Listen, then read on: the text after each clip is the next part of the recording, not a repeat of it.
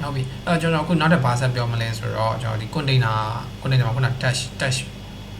dash ပေါ့နော်ဒီ dash စာသားအကြောင်းပြောပြမယ်နော် dash ဆိုတော့ widget အကြောင်းရှင်းပြမယ်နော်နောက်တစ်ခုနေဟုတ်ပြီဒီ container ကြီးကိုကျွန်တော်ဘာလုပ်လိုက်မလဲဆိုတော့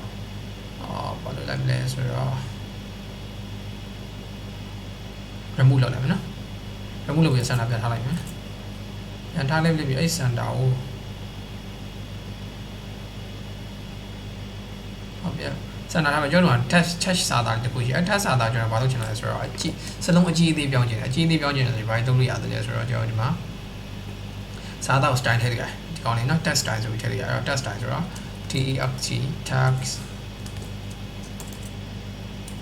text text style ပြီနော် style ဘာလဲဆိုတော့ text style ဆိုတော့ widget တွေရှိတယ်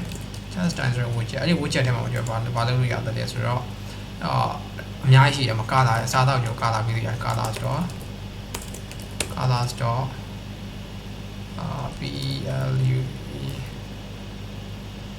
đúng không? Đây dòng kia blue dòng con đó deep bị lại comma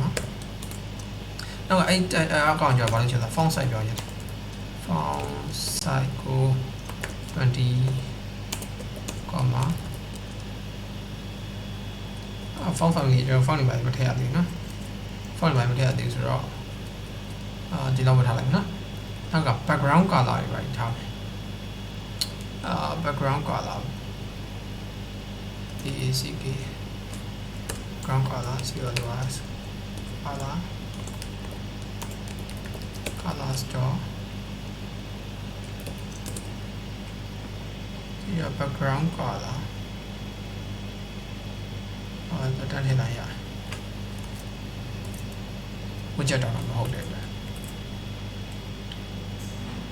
là đoàn chỉ đạo rồi anh cho đi mà bảo là sa đau ấy dòng là bảo biết rồi phần nào cho biết ấy dòng biết rồi ấy dòng gì à biết anh rồi xem mà biết rồi cho bảo dòng rồi phải hiểu không nó cho đi mà bảo biết rồi ada background ပြောတာနော် background ပြောပြီးတော့font weight ကို font style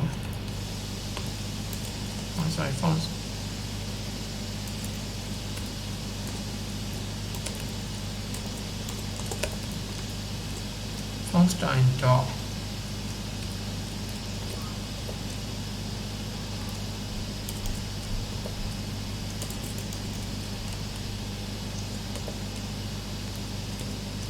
font style dot ideally ဆိုတော့စလုံးကျော်ပါလို့ဆိုဆောင်းလိုက်နော်ဆောင်းလိုက်ပြီးတော့ကျွန်တော် font weight ကိုတော့ကျွန်တော် font weight ကျွန်တော် sorry ဟိုနဲ့ CSS နဲ့ရောတော့ font weight ကိုကျွန်တော်ဘာလုပ်မလဲဆိုတော့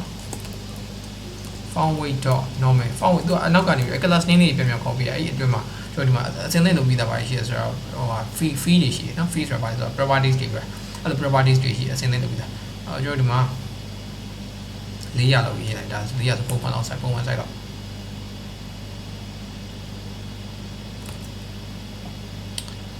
ဆိုတော့ထားပါဘိုးပဲနေတယ်ဘိုးကြီးလိုက်အဲ့ဒါဖြစ်သွားပြီကြီးသွားပြီခုန font size ကိုကျွန်တော် font size ကို20ပဲထားလာလို့ဟောတော့ထားလိုက်50လောက်ပေါက်ထားတယ်နော်မိုင်းဆိုရပါတော့နော်ဒါကျွန်တော်အခုဘာကြီးဆန်းပြလဲဆိုတော့ touch နဲ့ပတ်သက်တဲ့ widget တွေဆန်းပြတယ်နော်ဒီမှာ touch နဲ့ပတ်သက်တဲ့အထဲမှာသူ့ရဲ့အတွင်းမှာထည့်လို့ရတဲ့ properties တွေရှိတယ်ဆန်းပြတယ်ကျွန်တော်ဒီမှာဟို share တွေထည့်လို့ရနောက်ကပါလဲဆိုတော့ font family font ကိုဟိုကျွန်တော် font family ဆိုတော့သိပါတယ်နော်အဲ့တော့ font ရဲ့ foreground background တွေtouch page line တွေပြီးတော့ touch height တွေအများကြီးเนาะ letter space တွေဂျားတဲ့ space တွေဘယ်လောက်ချမှာလဲဆိုတဲ့ကိစ္စတွေကိုဘာလို့ရဆိုတော့အကုန်လုံးလိုက်ပြီးစီမံလို့ရတယ်เนาะအကုန်လုံးသူအစင်းသိမ်းလုပ်ပေးထားတယ်เนาะကျွန်တော်ဒီ Android မှာဆိုရင်တော့ဒီ Android ဆိုလုပ်ပြပြီnative ပဲပေါ့เนาะဟို calling ကိုဘာလို့မှကြတော့ကျွန်တော် HTML file ထဲမှာ attributes တွေရှိတယ်အဲ့ဒီကောင်တွေနဲ့ရှင်းရတယ်เนาะဒီဘက်မှာကျတော့ तू အဲ့လိုမျိုး HTML file မရှိဘူးဆိုတော့အကုန်လုံးကို तू ဒီ widget ရဲ့အတွင်းထဲမှာဒီစာသားနဲ့ဒီ widget နဲ့ပတ်သက်ပြီးဘာတွေလုပ်လို့ရမလဲဖန်တီးလို့ရမလဲဆိုတဲ့ကိစ္စအကုန်လုံး तू ထည့်ပေးထားတယ်ပေါ့နော်အဲ့တော့ဒီ Flutter ပြောရင်ပို့ပြီးတော့လွှဲတယ်နော် UI တွေပါရေးရတာလည်းအရမ်းမြန်တယ်ဆိုတော့နောက်တဲ့ widget တွေတော့ကိုယ့်ဘာသာကိုစမ်းကြည့်စေချင်တယ်နော်အဲ့ဒီမှာရေးပုံရေးနည်းလည်းသိပြီးကျွန်တော်လည်းအကုန်လုံးလုပ်ပြပေးပြီးတော့ပြီဆိုတော့ရတော့ပြီတင်ပါတယ်နော်အဲ့ကျွန်တော် basic ဖြစ်တဲ့အတွက် basic လောက်ပဲရှင်းပြထားတယ်အဲ့အသေးစိတ်တွေကိုတော့အသေးစိတ်နေရာမှာလာလေ့တာပေါ့နော်ဟုတ်ပြီနော်အဲ့ဒီသန်းလာတော့ပါ